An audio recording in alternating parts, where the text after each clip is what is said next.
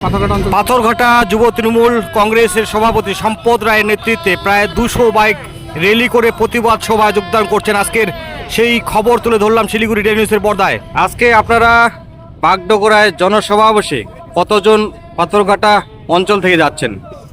আজকে পাথরঘাটা তৃণমূল যুব কংগ্রেসের পক্ষ থেকে দেখবেন প্রায় 200 ছেলে 200 যুবক সেই বাগডোগরার প্রতিবাদ মিছিলে আমরা সমাবেশ হতে যাচ্ছি, যেখানে কিছুদিন আগে কেন্দ্রীয় মন্ত্রী সুকান্ত মজুমদার আমাদের সভাধিপতির বিরুদ্ধে কুরুচিকর মন্তব্য এবং কালিমাক্ত করার চেষ্টা করেছিল।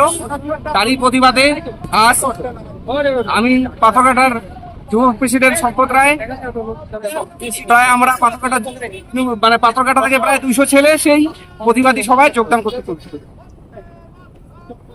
আসছে বিধানসভা ভোট 2026, কিভাবে লড়াই করবেন?